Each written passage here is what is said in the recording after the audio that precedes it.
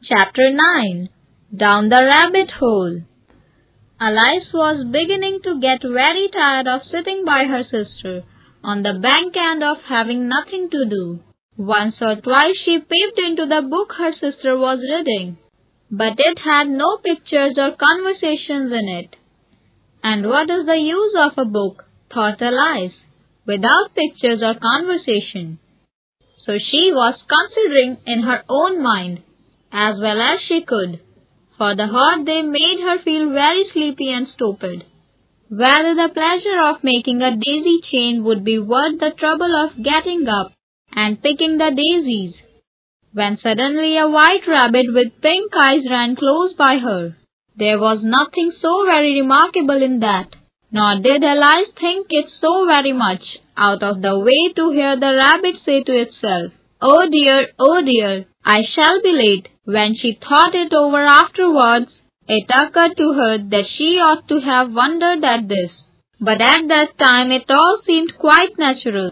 But when the rabbit actually took a watch out of its waistcoat pocket and looked at it, and then hurried on, Alice started to her feet, for it flashed across her mind that she had never before seen a rabbit with either a waistcoat pocket or a watch to take out of it.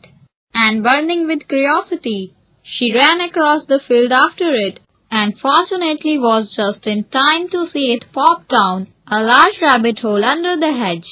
In another moment down went Alice after it, never once considering how in the world she was to get out again. The rabbit hole went straight on like a tunnel for some way, and then dipped suddenly down, so suddenly that Alice had not a moment to think about, stopping herself before she found herself falling down a very deep well. Either the well was very deep, or she fell very slowly, for she had plenty of time as she went down to look about her, and to wonder what was going to happen next. First she tried to look down, and make out what she was coming to, but it was too dark to see anything. Then she looked at the sides of the well, and noticed that they were filled with cupboards and bookshelves.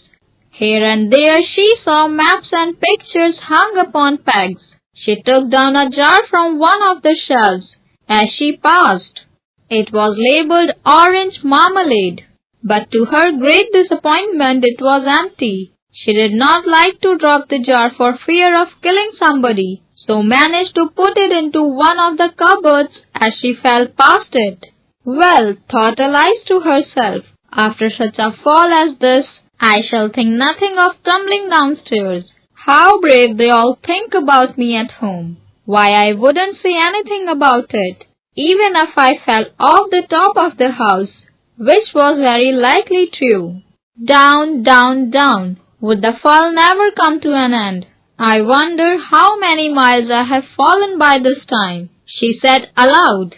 I must be getting somewhere near the center of the earth. Let me see, that would be 4,000 miles down, I think. For you see, Alice had learned several things of this sort in her lessons in the schoolroom, and though this was not very good opportunity for showing off her knowledge, as there was no one to listen to her, still it was good to practice to say it over. Yes, that's about the right distance. But then I wonder what latitude or longitude I have got to.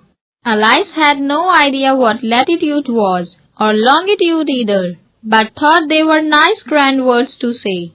Presently she began again. I wonder if I shall fall right through the earth. How funny it will seem to come out among the people that walk with their heads downwards. The antipathies, I think. She was rather glad there was no one listening this time, as it didn't sound at all the right word. But I shall have to ask them what the name of the country is, you know. Please, ma'am, is this New Zealand or Australia? And she tried to courtesy as she spoke. Fancy courtesying as you are falling through the air. Do you think you could manage it? And what an arrogant little girl she'll think me for asking. No, it will never to ask. Perhaps I shall see it written up somewhere. Down, down, down. There was nothing else to do, so Alice soon began talking again. Then I'll miss me very much tonight. I should think. Dinah was the cat. I hope they'll remember her saucer of milk at tea time. Dinah, my dear, I wish you were down here with me. There are no mice in the air. I'm afraid, but you might catch a bat, and that's very like a mouse, you know. But do cats eat bats? I wonder. And here Alice began to get rather sleepy, and went on saying to herself, in a dreamy sort of way, do cats eat bats? And sometimes do cats eat bats?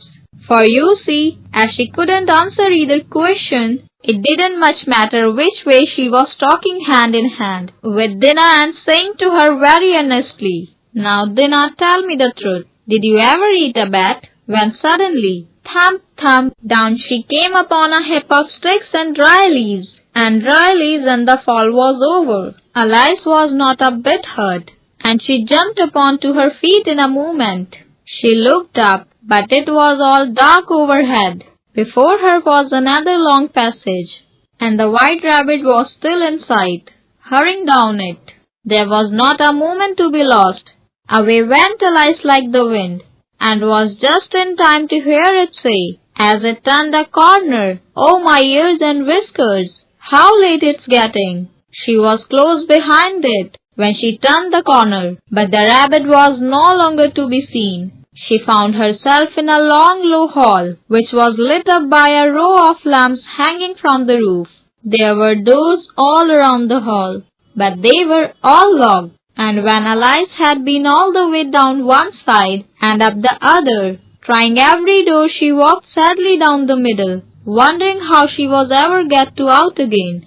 Suddenly she came upon a little 3-legged table, all made of solid glass. There was nothing on it except a tiny golden key, and Alice's first thought was that it might belong to one of the doors of the hall. But alas, either the locks were too large, or the key was too small, but at any rate it would not open any of them. However, on the second time round, she soon came upon a low curtain she had noticed before, and behind it was a little door about 15 inches high.